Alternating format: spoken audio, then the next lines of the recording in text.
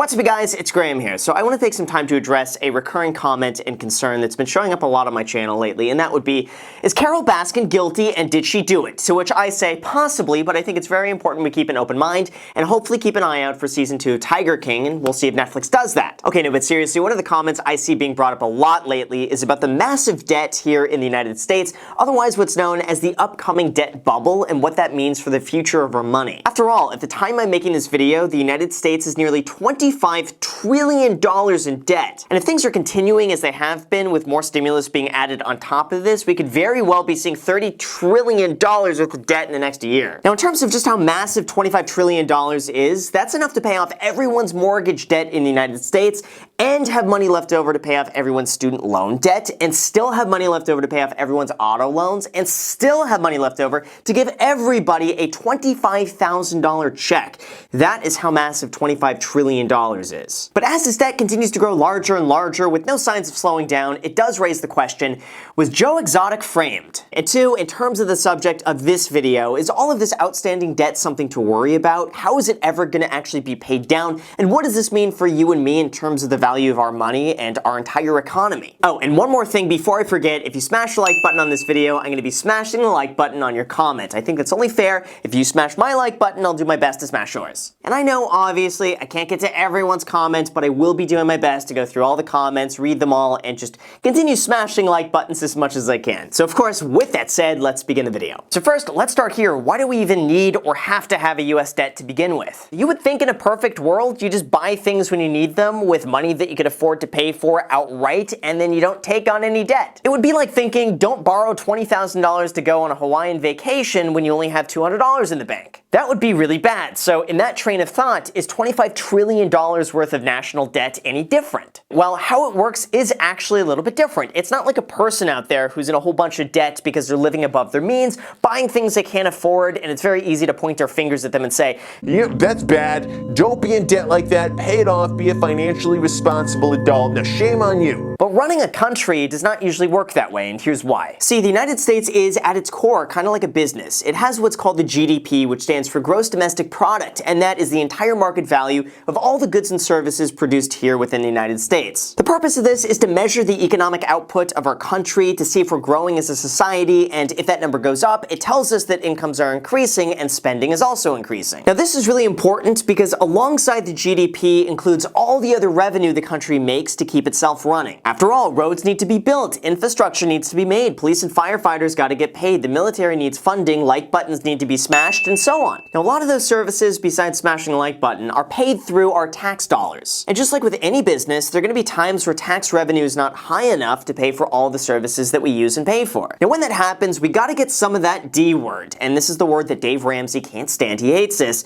That would be debt, and that's when the government begins borrowing money. Typically, this is done through issuing bonds and treasury bills, which is basically just a fancy way of saying the government is going to pay you interest if you lend it some money. And that loan is guaranteed by the United States, which, let's be real, the chances of the United States not paying off its debt on time as agreed is pretty much slim to none. It's probably not going to happen. So people see this type of loan as being a very, very safe investment. But in terms of who actually buys and owns this debt, it's actually really interesting. Or it's as interesting as I find it, and I'm weird. I find this stuff interesting, but hopefully if you're actually watching a video like this and you made it to this point in the video, you find it interesting too, so we're both as equally weird, so I don't feel as strange about finding this interesting. It's pretty interesting. Let me get into it. Anyway, 32% of the US debt is owned by US investors, or its very own citizens. This includes people like you and me who go and buy US treasuries, loan the government some money, and get paid back a little bit of interest. Now, this is actually really good because this means its citizens are actually making the money, and the more money they make, hopefully the more they will spend, the more they're going to be circulating back into the economy, and everybody wins. Next, after that, 11% of the debt is owned by the Federal Reserve, and 27% is owned by the federal government, which basically means they're just loaning money to themselves. Why, you might ask? Well, some government agencies actually make more money than they spend. So when that happens, they invest the extra money back into the government, they get paid some interest, and then if they ever need the money in the future,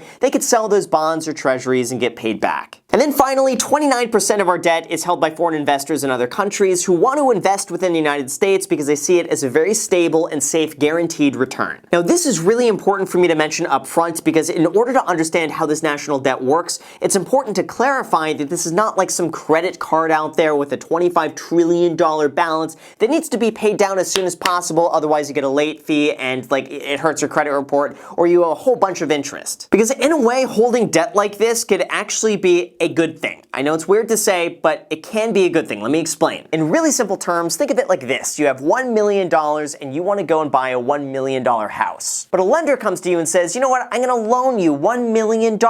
And all you have to do in return, I'm just going to want 1% in interest back annually. That's it. You don't have to pay off that debt at any time. You could keep that debt as long as you would like, but again, all I ask is just you pay me 1% annually. Pretty much anyone would take that deal because they know if they take that $1 million instead and go and put it in a savings account earning 1.5% interest, they could just profit the difference by not paying down that loan. Or they could go and invest that extra $1 million in the stock market to make an average return of 6% annually over the next 20 years. They could do all sorts of stuff with an extra $1 million that's going to make them way more money than the 1% in interest that they're paying on that loan. Not to mention, if inflation is 2% annually and you're only paying 1% in interest, then every single year that you hold that debt becomes cheaper and cheaper the longer you don't pay it off. Think about that for a second. If you're paying 1% in interest, but inflation is 2%, then that means every single year your outstanding loan balance is declining by 1%.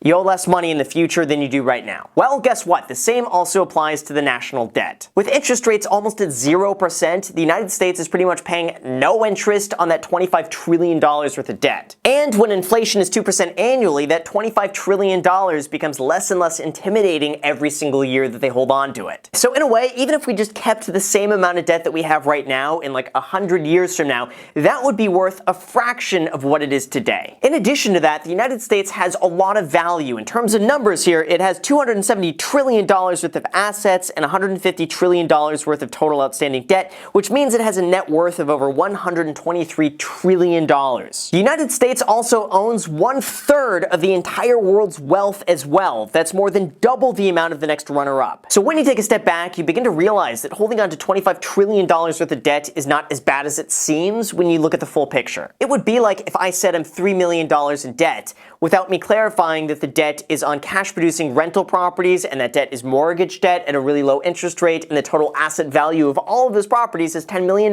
In that context, the $3 million is not so bad and it's good. Our national debt is also measured against the GDP, which like I mentioned earlier is how much revenue our country produces. And as of last year in 2019, we had just over $21 trillion of GDP, which at the time was about on par with how much national debt we had. For all of you real estate people out there, it would be like if you received $1,000 a month in rent, where your total overhead to hold that property is $1,000 a month. So you aren't making any money per se, but each and every year your mortgage balance gets whittled down due to inflation, and you hope in the future you can increase rents to begin making some money. The issue, however, comes down to you and I and this debt growing out of control. As you can see here, since 1966, the amount of debt we've been taking on relative to how much money the country makes has now started exceeding 100%. Or in other words, the country is now spending more money than it makes. So with that, here are a few of the concerns that get brought up. One, if interest rates begin to rise, then the cost of holding on to all of that debt becomes more expensive. Right now, since interest rates are pretty much nothing, the United States owing about $25 trillion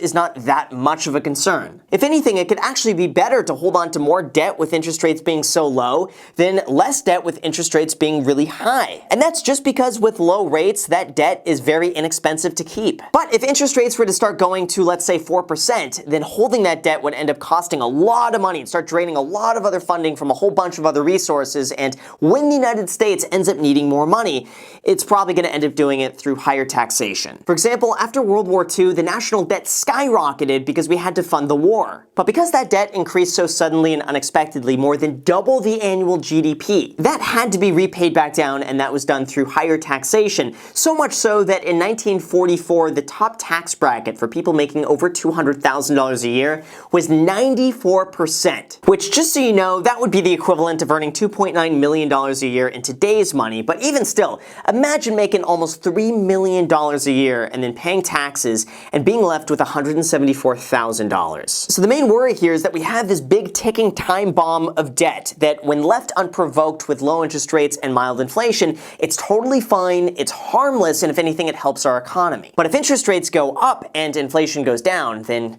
yikes! Where's all that extra money to hold on to that debt gonna come from? And again, most likely I think it's gonna be through higher taxes. It would be kind of like you putting all of your money on a 0% interest rate credit card that 18 months from now is gonna charge you 20% in interest. Well, for the first 18 months you're totally fine, but as time goes on, eventually that's going to have to be addressed. You're gonna have to figure out a way to pay for it, and it's probably going to be taxes. Now, number two, the other concern is that maybe we just leave this be, we put it off, and we just leave it to another generation to worry about. Maybe they'll be the ones to end up paying higher taxes. Maybe they could be the ones to get less public infrastructure. Or maybe they could just keep kicking the can down a little bit further and our future grandkids can deal with it. That's better. But the real issue, I think, here is probably a little bit more nuanced. Now, in terms of whether or not we should be worried about our national debt, the answer is probably not. When we look at our debt in relation to how much money we make, we're actually a lot lower than quite a few other countries. You can see here that sure, we might owe the most amount of money, but we also make quite a lot of money as well. And when we factor in how much money we make, look, right there, here we are. It's like someone going and taking out a $2 million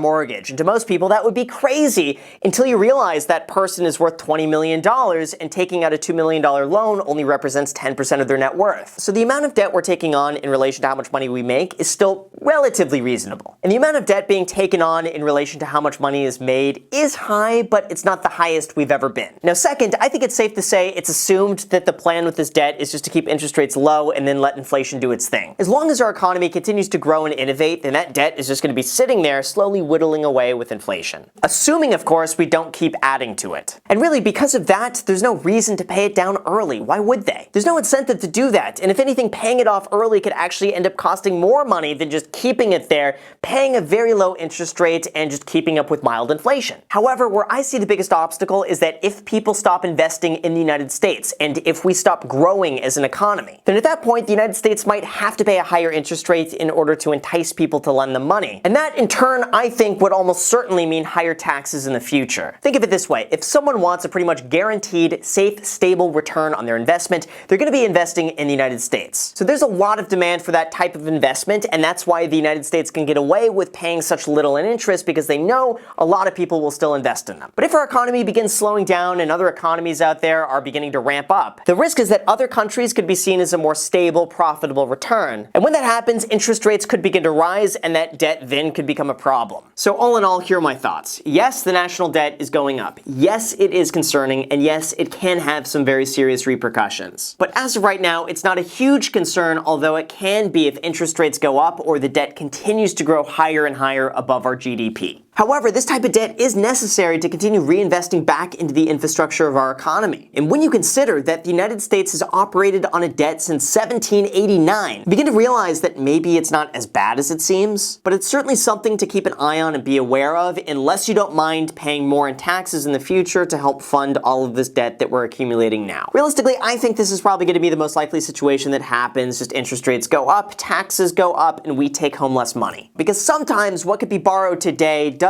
end up taking away from tomorrow. So with that said, you guys, thank you so much for watching. I really appreciate it. As always, if you guys enjoy videos like this, make sure to destroy the like button, subscribe button, notification bell. Also, feel free to add me on Instagram. I post there pretty much daily, so if you want to be a part of it there, feel free to add me there. As on my second channel, The Graham Stephan Show, I post there every single day. I'm not posting here. So if you want to see a brand new video from me every single day, make sure to add yourself to that. And lastly, if you guys want 2 free stocks, use the link down below in the description. Webull is going to be giving you 2 free stocks when you deposit $100 on the platform, with one of those stocks valued up to $1,400. I'm told they're ending the 2 free stock giveaway in like a week. So if you haven't done that already, feel free to do that down below. Let me know which 2 free stocks you get. Thank you so much for watching, and until next time.